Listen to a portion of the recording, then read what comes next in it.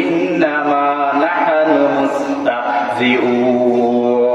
রব্বে কারীম বলেন, ও ঈমানদার মুমিন তাকওয়াবান আল্লাহর শুনে রাখো, ওয়া ইযা লাকুল্লাযিনা আমানু, যখন তোমার সাথে মুনাফিকদের দেখা হয়ে যাবে, তোমার শত্রু দেখা হয়ে যাবে, তখন তুমি বলবে ক্বালু আমান্না, ও ভাই আমি তো মুসলমান, তুমি মুসলমান, আমরা ভাই ভাই, আমি তোমারে খুব মহব্বত করি এলাকার ছেলে, আমি তোমারে খুব মহব্বত করি আলেম মানুষ, আমি তোমার খুব মহব্বত করি আপনি আমার স্বাস্থ্য ভাই, এইভাবে তোমার দেখা হলে বলবো তুমি খুব ভালো।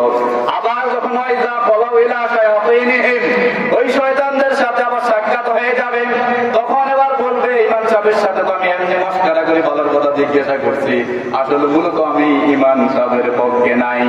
ঠিক না কথা কয় না, এটা কোনো সমাজে চলে না, আমাদের সমাজে নাই, কিন্তু বাংলাদেশে এই ধরনের আচরণ আছে।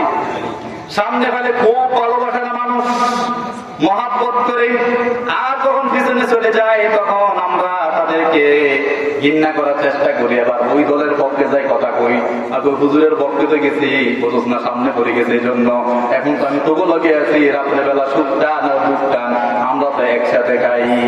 কথা কথা ঠিক না? সুদের হিসাব তো আমরা এক লগে করি, 2 নাম্বার বিচার তো আমরা এক লগেই করি, টাকা মার দেওয়ার ব্যবস্থা তো আমরা একসাথেই করি।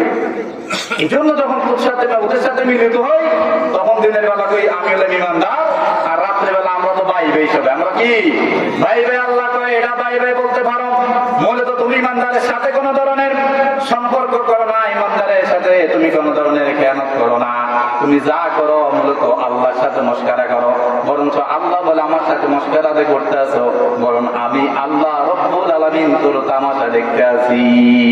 নাউযুবিল্লাহ বলি।